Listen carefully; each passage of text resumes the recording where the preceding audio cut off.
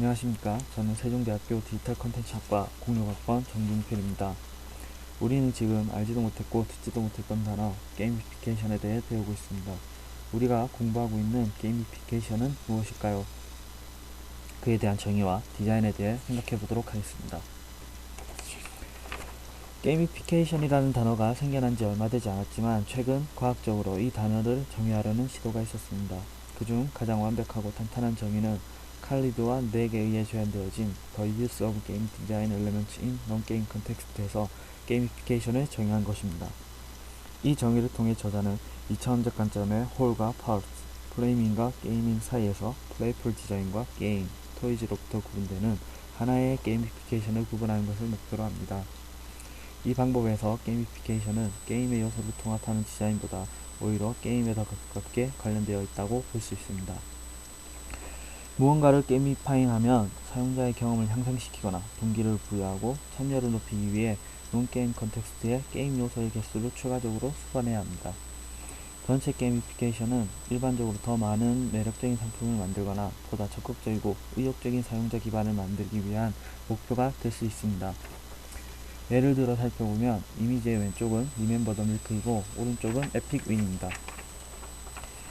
리멤버 더 밀크는 사용자가 작업을 추가하기 위해 필요한 모든 기능과 완료된 작업을 확인하는 데 있어 아주 강력한 투두리스트 아이폰 어플리케이션입니다. 반면에 에픽 윈 아이폰 어플리케이션은 게임에서의 퀘스트 로그 등과 같은 것을 추가한 것 같이 보입니다. 그러나 그것은 사실 게임 미학, 언어, 아바타, 레벨링, 경험치, 전리품 및 지도 등과 같은 게임 요소의 다수를 사용한 또 다른 투두리스트 어플리케이션입니다. 두 어플리케이션은 게임 요소를 통합함으로 동일한 기본 기능을 제공하지만 에픽윈이 에픽 퀘스트 형태로 구성함으로써 매력적이고 플레이풀하고 재미있게 작업을 완료할 수 있도록 시도합니다. 산업과 연구 모두에서 게이미피케이션의 채택은 건강, 교육, 친환경적 생활, 그리고 소프트웨어 어플리케이션을 포함한 다른 도메인의 범위를 넘어 광범위하게 퍼져 있습니다. 하지만 여러분들은 어떻게 게이미피케이션 기술을 사용할 것이고 어떻게 경험과 비슷한 그런 게임을 디자인할 것입니까? 자신의 웹사이트를 가지고 있다면 펀치볼과 배지빌 등의 업체에서 제공하는 인스턴트 게이미피케이션 플랫폼으로 알려진 방법을 사용하여 게임 요소를 통합할 수 있습니다. 이 게이미피케이션 플랫폼은 웹사이트에 추가할 참여와 몰입을 유도할 수 있는 게임 요소의 범위를 하나의 방식으로 여러 상황에 적용할 수 있게 하는 접근 방법을 제공합니다.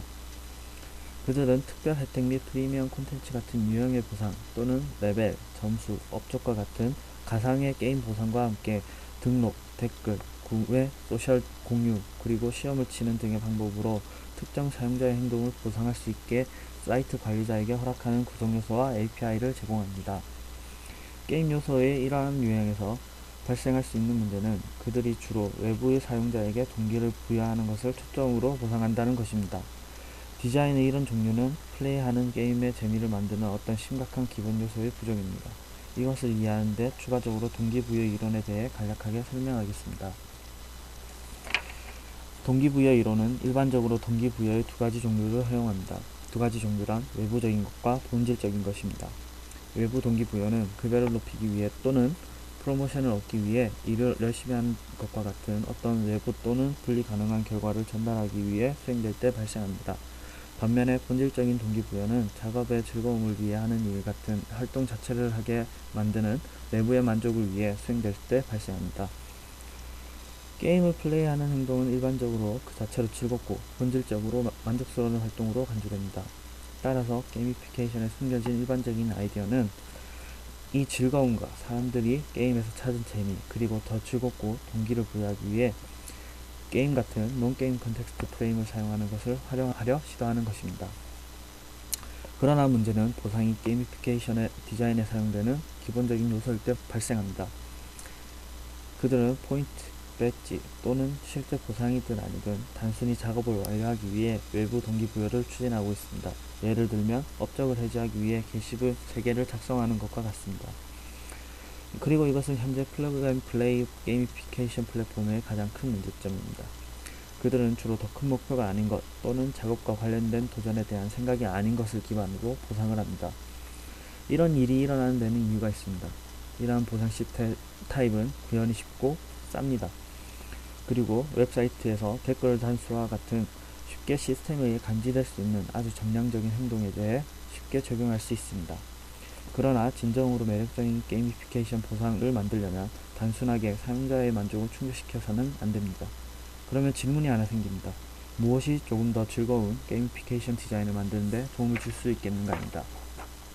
게임 플레이의 행동이 일반적으로 그 자체로 즐겁고 본질적으로 만족스러운 활동이라고 간주된다면 우리는 그렇게 플레이 동기를 부여하게 만드는 것을 고려해야만 합니다.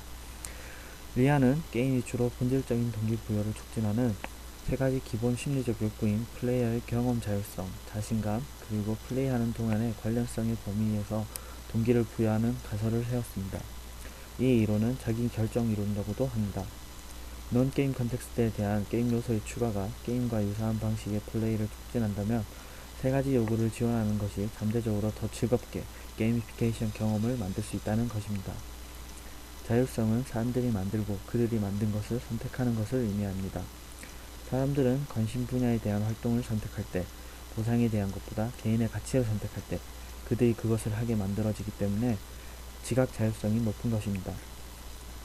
게이미피케이션에 대한 사람들이 참여할 수 있도록 선택할 수 있는 non-게임 컨텍스트를 추가한다면 자율성은 더 높아질 것이고 게이미피케이션 디자인 내에서 플레이어는 그들이 취할 수 있는 행동의 순서를 통해 선택의 자유를 부여하고 특정 경로를 강제하지 않는 경우 자율성은 높아질 것입니다.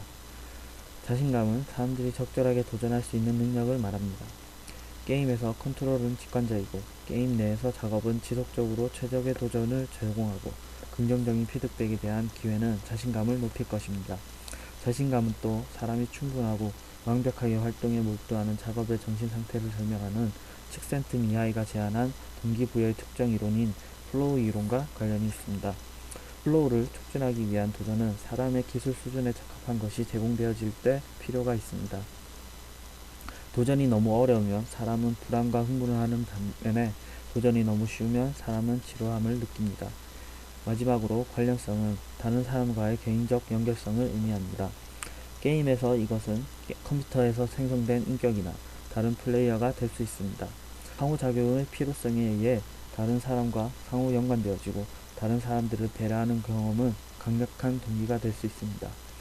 이러한 세 가지 요소가 non-게임 컨텍스트에 대한 게임 요소를 디자인할 때 고려되어진다면 단순히 보상에 의해 동기부여가 떨어지는 것보다 플레이어가 non-게임 컨텍스트에 더 몰입할 수 있게 되는 계기가 될 것입니다. 감사합니다.